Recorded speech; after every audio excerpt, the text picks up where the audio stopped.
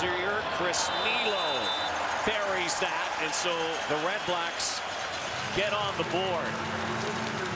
Don't get to the end zone, but there's Justin Pilardi, Maritime guy, back in the CFL. Great story, and Paul Hollingsworth will. There are the Pilardis. That's Michael on the left throwing the football. Signed as a kicker for the Argos to replace Swayze Waters. Here's Justin Pilardi, signed just the other day. With more on that, let's go to the sideline. Here's Paul Hollingsworth. Well, Rod, Justin Pilardi was back in Truro, Nova Scotia. He thought his CFL career was over. He was coaching bantam football and preparing for his next career as a police officer. Training for that is supposed to start pretty soon for Pilardi. The phone rang. It was the Argos. They asked him to rejoin the Argos and be a CFLer again. He made it to one practice, and of course, you know, he is suited up tonight for this game. And it brings us to the great question. Two Pilardis, two kickers / punters. Are they related? I asked Justin Pilardi before the game, is there any blood relative connection between the two? He says both their fathers have French-Canadian bloodlines going way back. So far as we know, they're not related, Rod, but it's possible, just possible, that these two Pilardi teammates are also distant relatives. Brandon Whitaker rumbles. Well, Paul Hollingsworth, since you're with us tonight and you're also a Maritimer, by the end of this game, we want an answer. He's an investigative reporter. I think Paul can find the answer. If anybody can get it, it's Hollywood. Yeah. That's right. He's from the East Coast. You should know. He has some connections. But one is left-footed, one is right-footed. And Michael Pilardi played at Tennessee, NCAA, big-time football. And Justin played at SMU, St. Mary's University. There they are.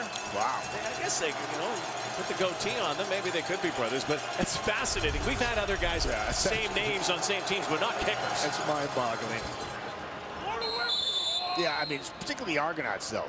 I mean, and it makes sense that it's the Argonauts because they at one time I think they had like 4 Chads on their team, right? They got the greatest name in sports, Swayze Waters. That's and it's just, it makes sense that it's the Argonauts that are employing two Pilardis on the same team. But here's the thing, as Scott Milanovich says, you know, he's going to do what he does with every kicker. He's going to trust them until he makes them not trust them anymore. Yeah, I heard some of his comments earlier in the week, and he was not giving them any bones, that's for sure. Again, the Argos forced into that with the injury to Swayze Waters. So sorting out three this fouls penalty, on the play. 3 flags. Unnecessary roughness, Toronto, number 13. Too many Pilardis on one roughness, team. Yes, Toronto, number 13. Too many Chads. Unnecessary roughness, Ottawa, number 24. The result of the play is a first down. They'll be back 15 yards, first down Toronto. Okay, so after all that, let's sort this out as the Argos it's on the left-hand side, right there, a little scuffle. That's just, oh, he came in late. You can't do that. I think Abdul Kane came in there, and he can't be a second man in. That'll get you flagged every time. And he'll understand that next time. An Argo team that takes a lot of penalties. Second last in the CFL, the discipline department. Harris now in the pocket still, and it is picked off. And Damaso Munoz has a pick 6. Touchdown. The year of the pick 6 continues, Matt. That is what the doctor ordered right here. This place came to life. And they'll saw off a cookie, a wood cookie, in the end zone for every touchdown. Damaso Munoz takes one away on a tip drill. Interception, touchdown. Redblacks surge back. First interception of his career, first pick 6. Damaso Munoz right here. Watch him as he drops, feathers, and it's important for linebackers to get depth. He's gaining depth there. Depth, depth, depth. Ball's tipped to him. Now do it comes naturally. Be a running back he always wanted to be. High steps in the end zone, puts his team right back in. Well, a red-black defense that has helped considerably this season. Changed the dynamic. Damaso Munoz with the touchdown. And it's a 4-point ball game in a very eventful first quarter of football. We still got 2 minutes left. Here he is, watch him here, just drop to your left. Keep your eyes in it. Cover. Ball's thrown behind. Deontay Spencer couldn't get to it. Tips it up.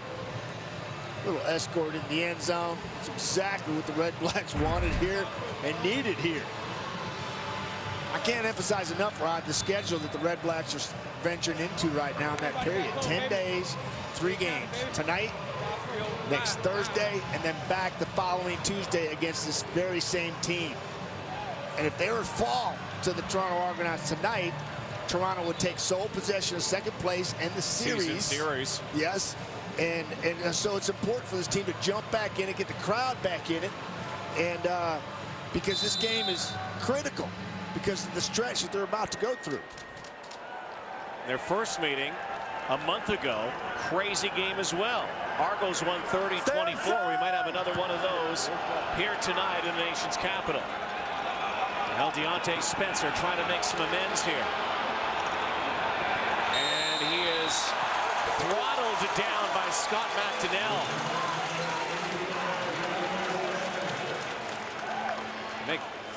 Make that Justin Capicotti down there, downfield again. So Capicotti with that special teams tackle as Ricky Ray throws the ball on the sideline. Yeah, you know, Ricky Ray surprisingly led a team kind of like pep talk before the ball game. It was this. It's all 60 minutes. Yeah. All the preparation is there. It's up to us to play our best game. It's not be focused on a few plays. We got to be focused on every play. That's what we got to do to dominate. Let's go. Dominate all 3. 1, 2, 3. Dominate. Well, Ricky Ray, who has been in the lineup the last few weeks, has not played, though, coming off that injury that sidelined him for the entire season. He was the guy. He was the quarterback for the Toronto Argos, and Trevor Harris has taken over with Ray on the shelf. Ray's back. Did you find that a little bit odd that Ricky Ray would be the guy leading the charge in the huddle? Trevor Harris might have been busy warming up. I don't think that was the case. I just think that this guy's won 3 Grey Cups, and he's on your football team. He's led you to a Grey Cup recently, and when he speaks, everybody listens, and I think they understand the importance of this football game. But to answer your question, Rod, did it surprise me? Yeah, it did, because I thought that might have been Trevor Harris making that speech. So Trevor Harris, though, brings the offense back out under 2 minutes to go. William Powell in his first CFL game. Powell is injured on that return by Spencer, and this could be costly because they brought Powell into this game for the return game, but to carry the football, not tackle. Well, the more you can do is what they always tell you when you're first starting out in football. Jack of all trades, and do a lot of different things. And sometimes you get in trouble, certainly with coaches and limited roster size here in the CFL. That can put coaches and players in tough spots. We saw Anton Pruno running down there on kickoff on a punt coverage. Had to redirect and run another 80 yards, and he's starting Sam linebacker, strong side linebacker for the Ottawa Redblacks. That's what you got to do. So Harris and the Argos from their 34. Brandon Whitaker. And he stretches close to the sticks.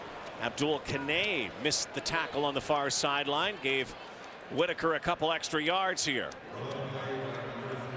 Yeah, this is a good play call by the Toronto Argonauts. They knew what the Ottawa Redblacks were going to come with. They're going to come with a strong side linebacker blitz.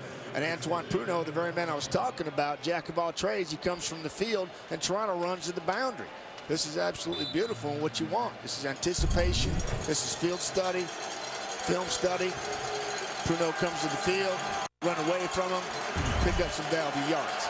Former Alouette Whitaker and another former Alouette, Adrian McPherson, on short yardage. I'm not sure if he got there. He had to get to the 43, just past the 43-yard line. It's going to be very close, may require a measurement. Again, coaches this year cannot call for the measurement, but the referee can, and that's what Dave Foxcroft is going to bring the sticks out.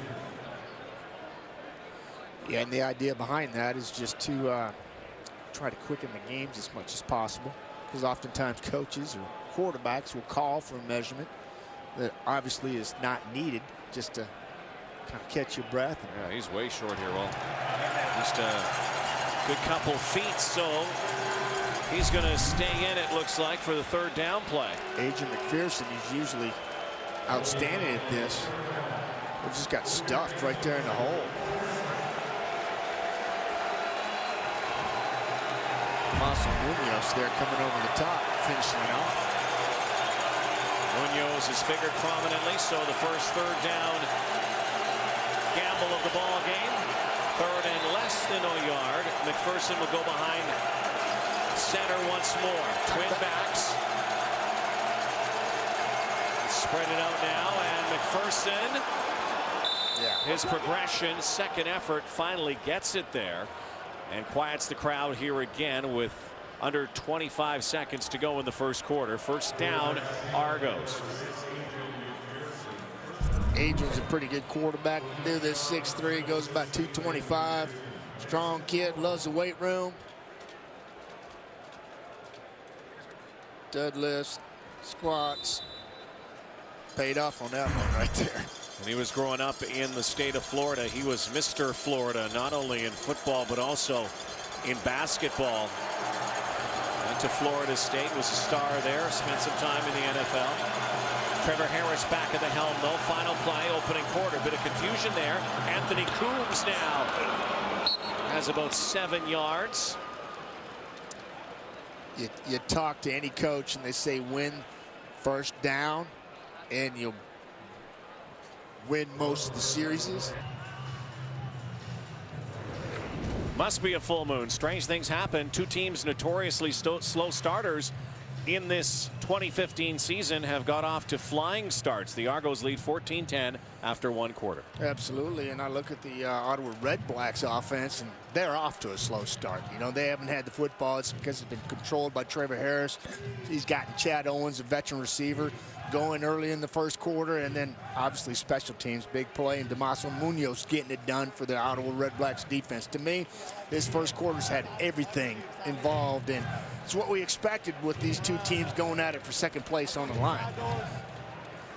Well, they knew the importance coming in, and from the top, it's had a playoff intensity. We'll see if it continues for the duration. A bunch formation there for you.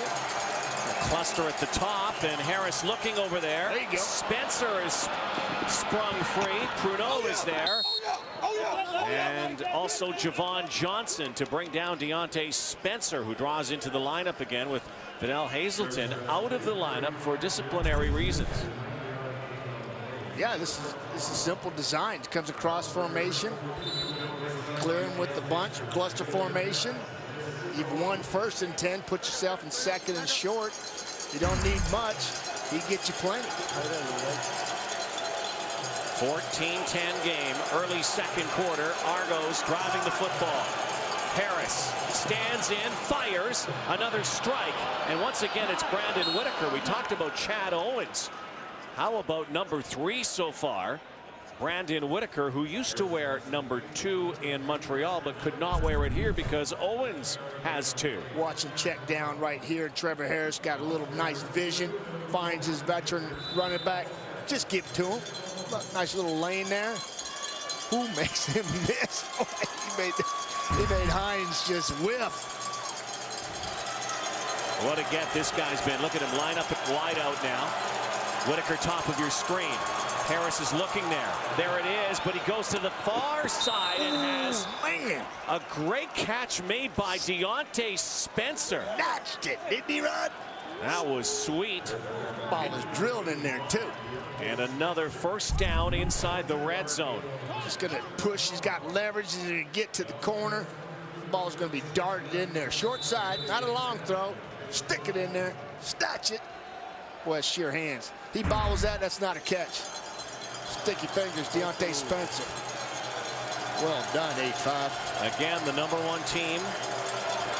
Touchdown percentage inside this area, inside the 20, have already scored from the red zone tonight. Here comes the blitz now. And there goes the football. And looking again for Whitaker. How would you like to have a tailback who can line up at wide out? Yeah. Well, that's what 2-8 gives you. And right there, hats off to the Redblacks defense for forcing the issue there, because they had a double cut there, a double move, takes time. Quarterback had to let it go early. No way they're going to complete that football. Brandon Whitaker was covered like a blanket. Quarterback had to anticipate, just threw that ball away. 9th play of this drive now. 2nd down from the 16. End zone again, and unable to turn that time. Torrey Gurley was the intended target, so the best the Argos are going to get here is a field goal attempt from Justin Pilardi.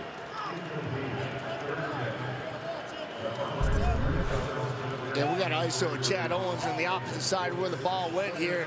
He gets an arm around his waist, and he doesn't like that as a veteran receiver. And he feels like Brandon Thompson got away with one on that play.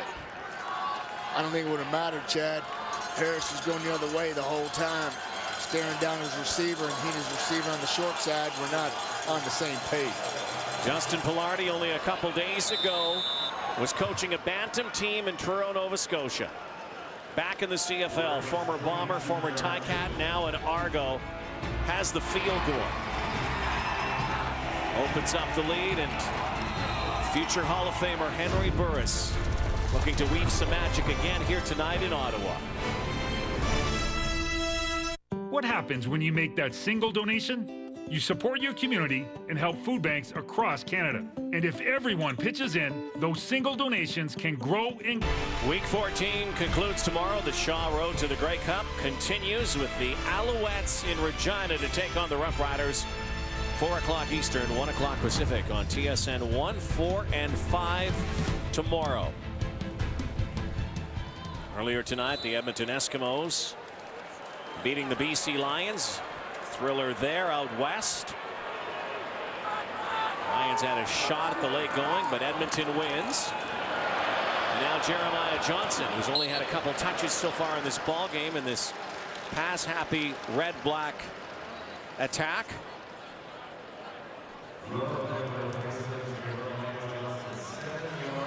Yeah, we got Michael Dean right here in front, going to try to clear the way, and he's going to press the hole, and he's going to bounce. He's got me making one too many moves here. Hit that hole and then pop it. Jermaine Gabriel makes a sure-handed tackle 6 yards down the field. Free safety for Toronto Argonauts. Play clock coming down. Burris changing that play, sending Ellingson in motion. 3-man rush.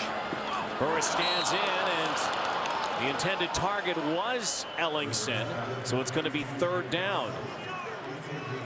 Yeah, Henry. Yeah, this is Greg Ellingson, who I think is one of the most underrated receivers in the league. This ball's thrown behind him. See, they're wide in coverage there. Just unexpected. You see that a lot in the CFL right now. Defensive linemen dropping off into coverage, only rushing 3, dropping 9. Forcing you to throw underneath like that. Henry couldn't find his receiver, Greg Ellingson. Confounding year to be a quarterback for sure. Yeah. They are loading up on you. Mahard this time angles it a bit, but it curves a little bit, and here comes Chad Owens on the fly again. Already a touchdown return in this ball game. The Argos leading by 7. 37-yard kick, a 13-yard return. Isn't it interesting what Trevor Harris does every time before he comes out? He gets those last-minute tosses in. Have you ever seen that? I have, but not as often as number 7. Like every time. Right there. Yeah, and I think it's just habit, and that's something he likes to do.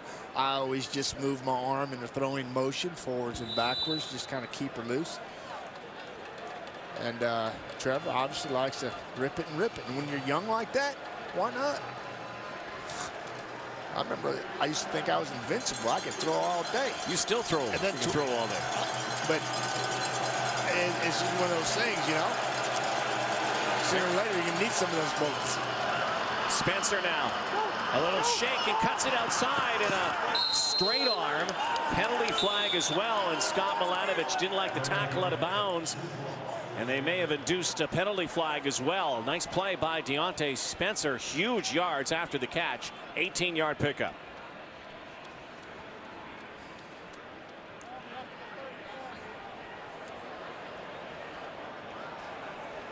Major foul, face mask, Ottawa number 23. 15-yard penalty, automatic first down. Forrest Hightower in at free safety. The Redblacks releasing Jacquez Washington recently, and so Hightower with a face mask here, adding another 15 yards to that play. Rick Campbell doesn't like that. Argos moving the football again. Harris comes the other way, and I want to say that it was almost grounding, but there was definitely a receiver close by. Yeah, just kind of one-hopped it. Anthony Coombs over there, and that's a smart play. Don't take a loss here. You got a field goal opportunity. You take a sack there, and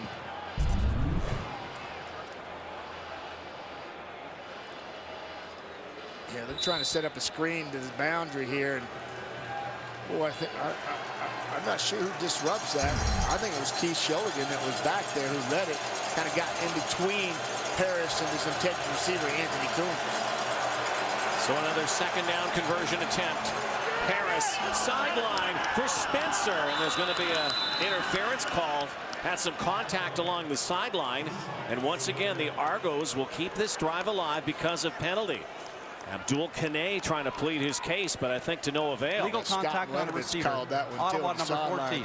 10-yard penalty, first down. I was watching the head coach for the Argonauts, and he was pointing before the flag was thrown. It's right in front of him. Oh, an Argo team that is owning the night, time of possession, and owning the scoreboard right now. These two teams not good in second quarters. Look at the first down. Huge margin discrepancy. And coming back to the football now. Oh, Brendan Glanders. The guy who comes home out of Orleans, Ontario. Former Ottawa GG. That's his 4th career reception. It's 3 for 60 coming in. When he catches the ball, you better hang on, because boy, he is struggling for every yard. What you saw there, took a serious shot, deflected it right off. He didn't even miss a beat. He loves it too. Feed him the rock. Landers, who was at Ottawa, and another GG, Brad Sinopoli in this game. Now Owens comes and fumbles a football. There is a penalty flag on the play. You saw that fly.